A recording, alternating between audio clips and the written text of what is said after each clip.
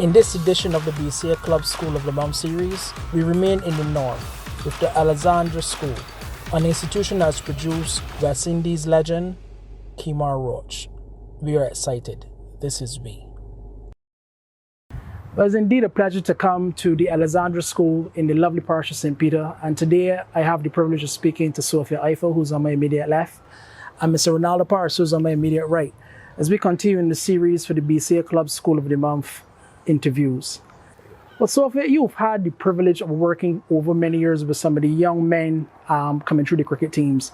Now, for a lady, I want to know what really would have inspired you or really driven you to work with these young men over so many years. Well, I will be honest, I was not driven, I was tricked. It's basically I got involved purely by accident. I passed through the school a Saturday, the younger fellows were playing, and an adult that was here with one of the other teams asked me a question when he saw the interaction between the boys. And I realized because of staffing and one team was doing something else, there was no adult with them. So I unfortunately told Mr. Vaughn I would help him out until he found some person. And some 20-something years later, wow, he did not find a person because he seemed to think that he had found the person. So really I got involved because I saw a need for the boys to be safe and supervised, and then it went from there to a love relationship of the game. It really would give you a pleasure to be like a motherly figure, a female figure among these young men. Have you ever found any difficulty being able to communicate with those young boys? No, I found at the start they were a little resistant, but I found spending quality time with them on a Saturday allowed me to really see the true young men that they could be. Because in school time, you'll see the rambunctious little fellow that's naughty. But on Saturdays, when they were doing something that they love, cricket, I saw a different side to them. Peter Vaughan's impact for your experience, how do you credit him with the development of the young cricketers at the Alexandra School? Well, for me personally, when I first came here, and I came from Cornwall, yes, and I think Cornwall also has good coaches, but Peter Vaughan has a different love and different knowledge of the game. And it's not only on the field, it's off the field. I heard Ms. Eiffel speaking about getting to know the students. Mr. Vaughan got to know us, know our personality, know our likes. So you spoke about Kurt Errors, Kemar Roach, Calmirs. Those students are different. Some may not be academic, some may not be the best students in the classroom, but Mr. Vaughan could have nurtured those students on the cricket field to make sure that when they finish school, that they can be successful citizens and not only cricketers. Well, Sophia, I want to hear from you because he spoke about some persons who would have gone on to play national cricket.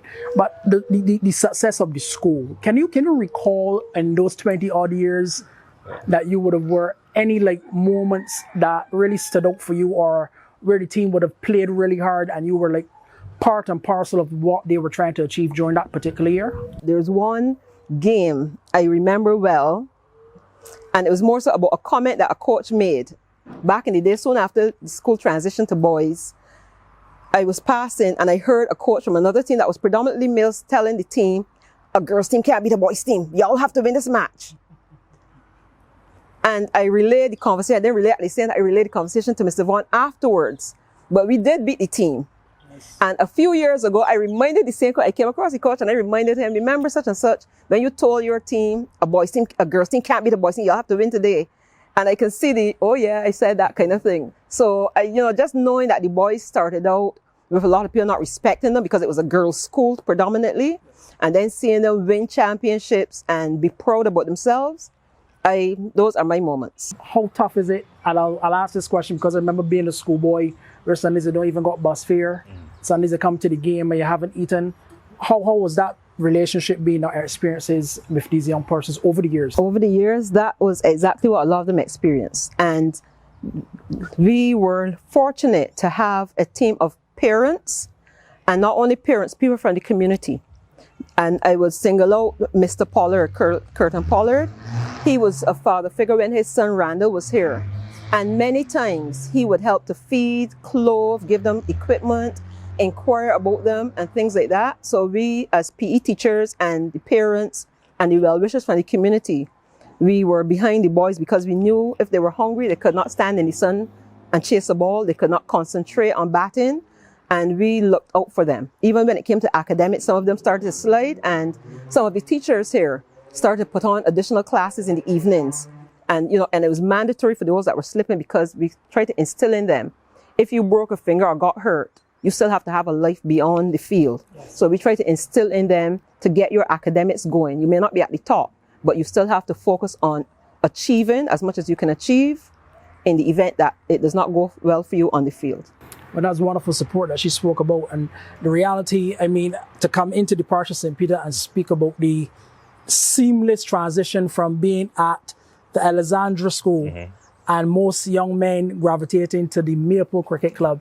Can you tell me, because I believe you're one of these persons who are also guilty of this natural transition, what causes a young person coming through after Alexandra to head over to the famous Maple Cricket Club?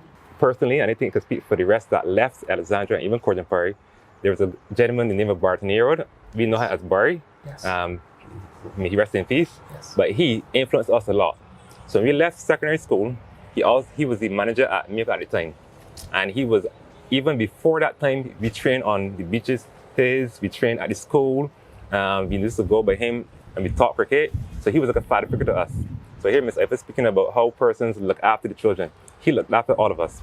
So it's not a case that we were doing him a favor, he was doing us a favor.